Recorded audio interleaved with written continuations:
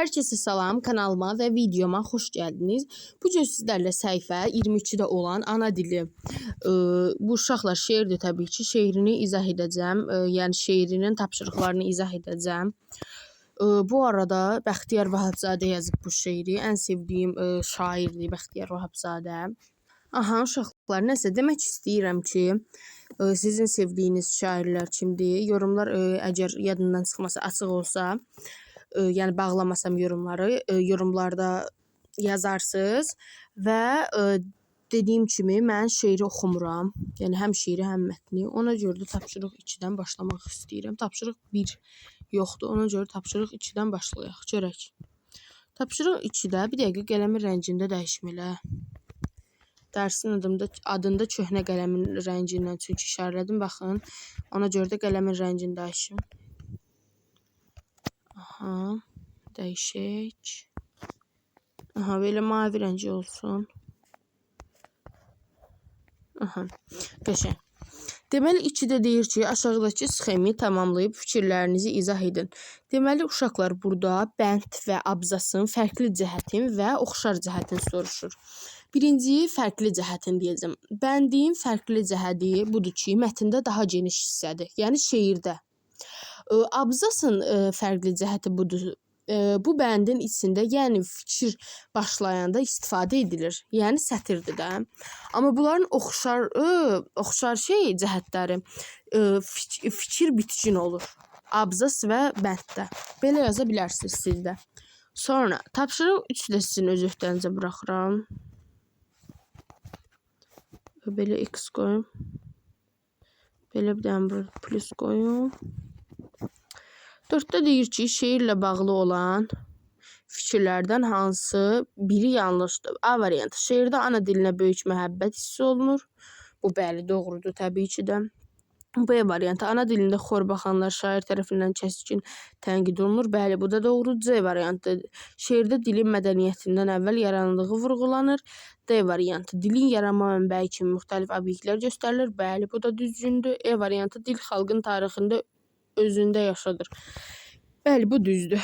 Deməli, doğru variant, yəni yanlış variant daha doğrusu C variantıdır. Yanlış fikir budur ki, şeirdə dilin mədəniyyətdən əvvəl yarandığı vurğulanır. Budur yanlış fikir dostlar. Sonra 5-ci şeirin 3-cü bəndinə əsasən demək olar. A variantı.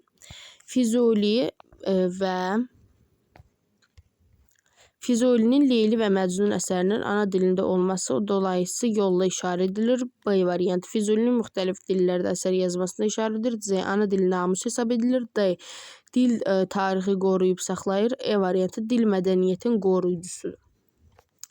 Burada təbii ki, yəni şeirin 3-cü bəndinə əsasən A variantı uyğun gəlir. Yəni Füzulinin Leyli və Məcnun əsərinin ana dilində olmasının dolayı yolu ilə işarə edilir. Baxın, 5, 6, 7, 8, 9, 10 bunları sizin öz öhdənizə buraxıram. Çünki uşaqlar, bunları siz özünüz yazmalısınız. Mən heç inanmıram ki, bunu müəllimlər sizə tapşırıq olaraq verər, amma nəysə də. Belə, sonra, çünki uşaqlar, onda baxın, deyir ki, şeirdən aldığınız təsərrüfat əsasında bir cümlə ilə dilimizi vəsf edin. Yəni, siz oxuyacaqsınız, elə yazacaqsınız. Sonra 12-ni də, 11-i də həmçinin. Sonra 12-ni də, 12-də deyimliyə sizin öz öhdənizə buraxıram. Çünki deyir ki, ana dilimi necə təsəvvür edirəm? Əgər mən şair olsaydım, əgər rəssam olsaydım, əgər heykəltaraş olsaydım. Yəni, ona görə də bu sizin şəxsi fikriniz deyə bunu siz özünüz yazsanız daha yaxşı olar məncə. Aha, sonra 13-də. 13-də təbii ki, izah eləyəcəm. Nə deyir bizə 13-də? Deyir ki, şeirdə tünd şriftlə verilmiş sözlərin qarşılığını tapın. Yəni, mənalarını da qısaca. Deməli, birincidə ilk sözüdür. İlk. Heç bunları işarə eləmək olmur da, çətin olur. Bir dəqiqə qoy bunu sileyim. Aha, ilk, şükür Allaha işarələdiyim ilk sözüdür və hikmət sözüdür burada, tünd rənglə şrift. Deməli, bunların bizdən mənalarını soruşur. İlk bilirsiniz də nə demək? Yəni birinci. İlkdir, yəni birincidir. Hikmət sözünün mənası isə, yəni müdriklik. Belə, məsələn, xalqın hikməti, yəni xalqın müdrikliyi və ya birinci, ilk kitab, yəni birinci kitab. Belə, düzdür, orada cümlə demir, amma mən sizə cümlə də qurdum da. Yəni, elə də yaza bilərsiniz.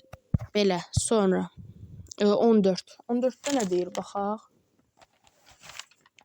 14, baxaq. Deyir ki, şeirdə fərqləndirilmiş söz və ifadələrin məna çalarlarını izah edin. Hansıları məcazi mənadadır? Aha, bir dəqiqə. 14 də izah edəcəm. Aha. Deyir ki, həm də hansıları məcazi mənadadır. Həm məcaziləri tapmalıyıq, məcazi mənada olanları da.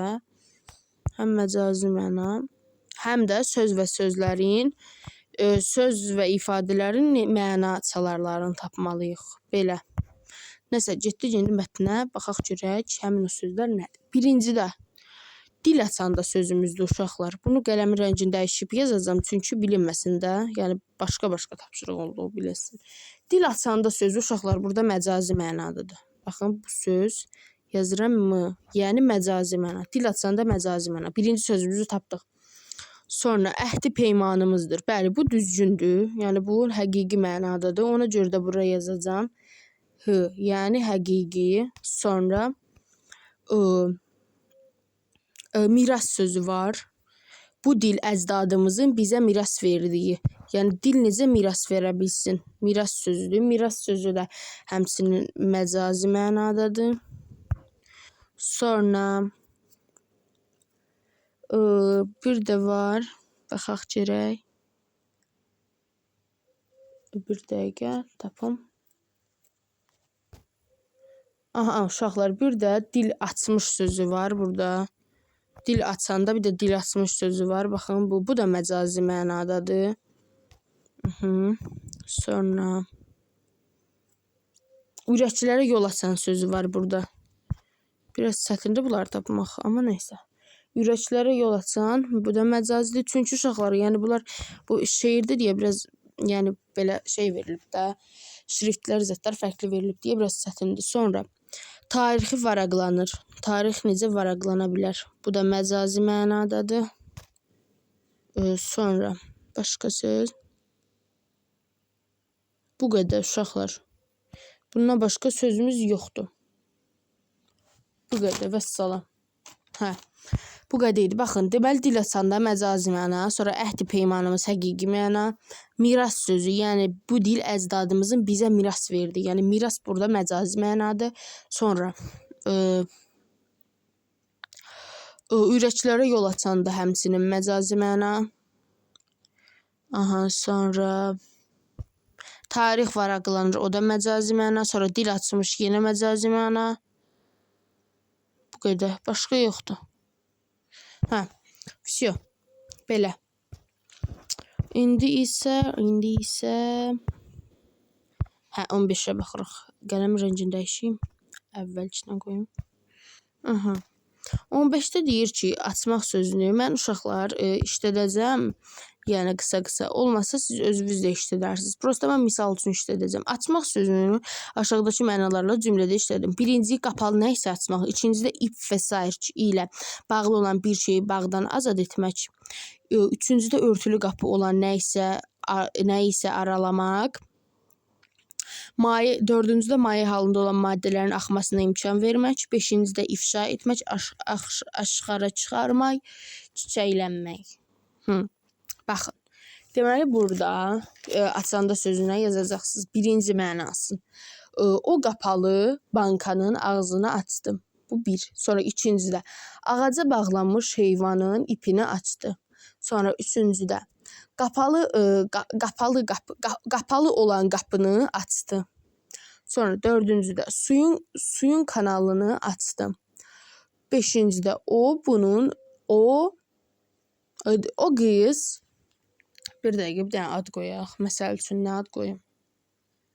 Leyla Lalənin sirrini açdı. Misal üçün qoydum da. Ya Lalə Leylanın. Siz istədiyinizi yazarsınız. Sonra altıncıda ağaclar gül açdı. Belə yaza bilərsiniz dostlar. Sonra 16-da. Bu arada uşaqlar kanala abunə olun. Mən çoxdan da fikir verirəm bu sözü demirəm.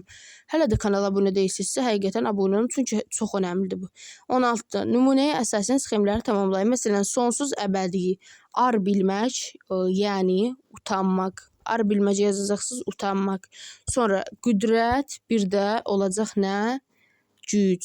Qənim olmaq, yəni bilirsiniz nə deməkdir bu? Yəni cəza vermək.